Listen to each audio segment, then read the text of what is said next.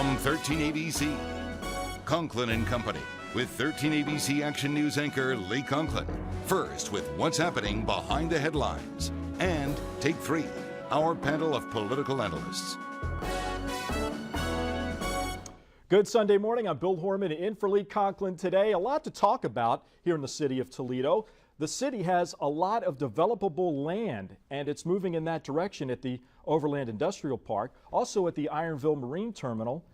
And the Port Authority is raising records in the amount of cargo it's shipping out of the port. We're going to talk about that with two members from the Port Authority coming up in just a little bit. We want to also talk about the Toledo mayoral race, and one of the candidates who's been in the news a lot over the last week is Anita Lopez.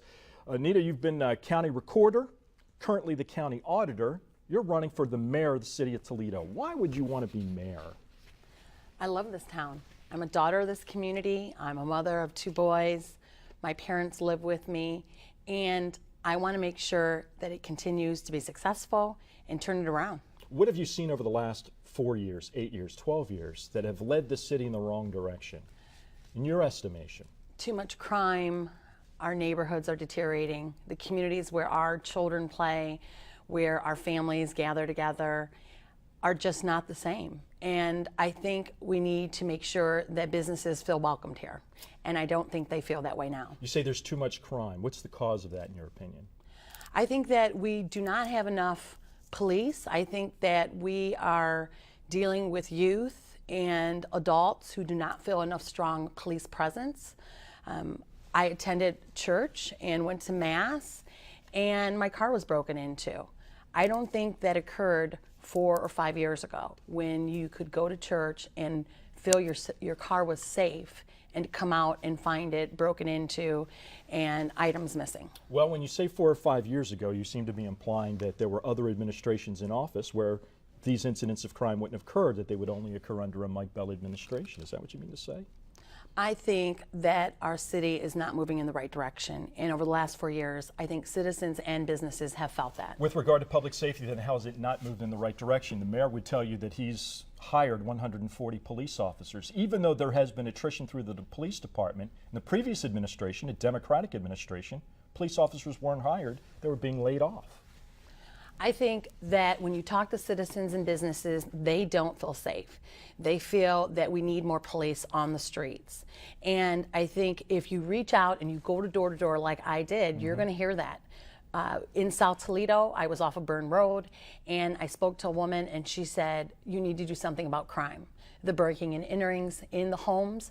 When citizens go to work, do they come back home and find their home robbed and broken into? Or are they hearing it that someone else has happened to them? Those are the type of things that are making families and businesses not feel safe in Toledo. Well, then how do you hire more police officers, and how many more would you hire? I think we hire enough until we know that crime has stopped. How much is enough?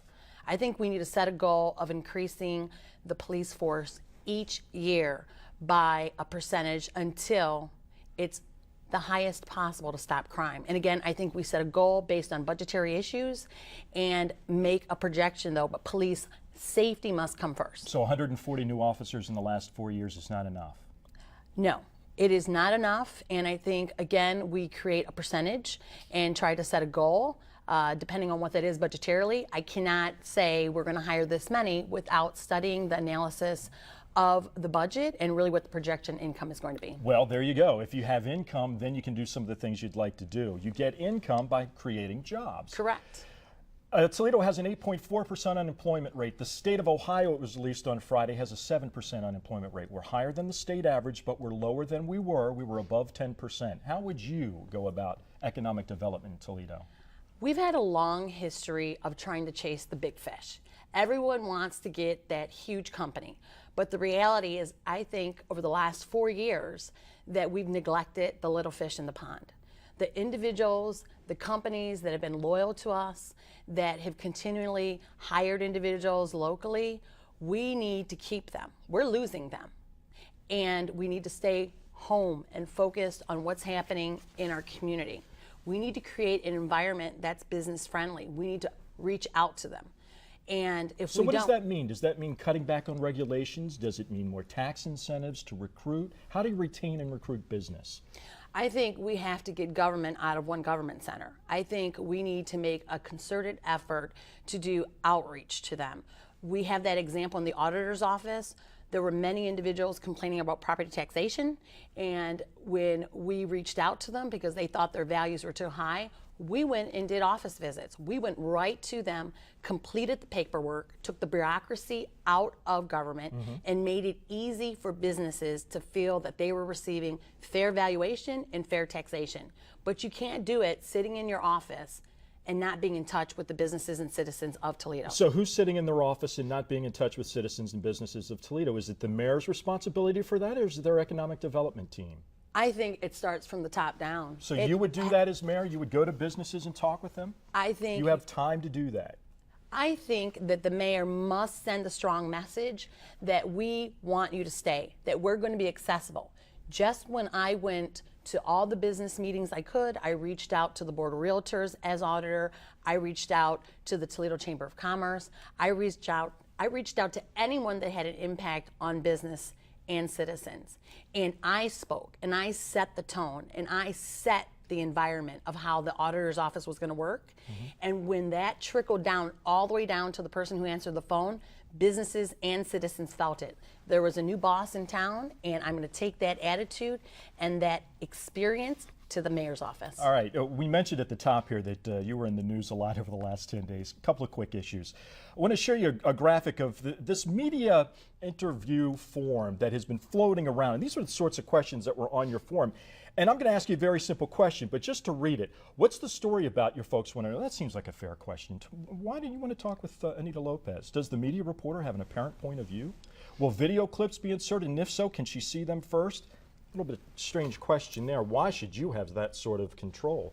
Then show you the next clip, the next graphic here, these bridging and steering phrases they're called. Let me add. Another question I'm often asked. I'm glad you asked me that. People have that misconception, but the truth is, there are 13 of those steering questions. Who put together this list? Did you do that, or did your handlers do that? In 2007, when I became auditor, I began to supervise over 100 employees. And when you're dealing with the media and responding to the Wall Street Journal, to the Cleveland newspapers and Toledo papers, accuracy is important. We deal with thousands of properties, thousands of transactions, and I wanted to make sure that we were responsive, transparent, and prepared. We respect the news, we respect the media professionals. They have timelines, and accuracy is important. So if you're going to insert a number or a video describing the values of properties went down, I think that's important for us to give accurate information, and those type of images are reflective of the true numbers. We don't want to mislead the public, and we definitely want to make sure our story does not mislead citizens. Do you feel that you would come across, though, as being programmed and guided and almost robotic in some of your answers because you're trying to remember a steering question? Well, I think you can see now I'm not robotic. That's why I wanted to have. That's why I wanted to have you on. I think it's Yes. important. Then why won't? Let me ask you this question first. Would you go around the world like Mayor Mike Bell has and try to drum up business for the Marina District or any place else?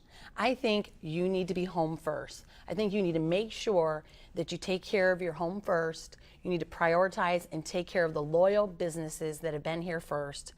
Think about it. If we could get 1,000 employers in Northwest Ohio just to hire one more person, focus on the fish here. They've been loyal, they're smart, they're successful. And then when they see what's happening in the city of Toledo, the other big fish are going to want to come.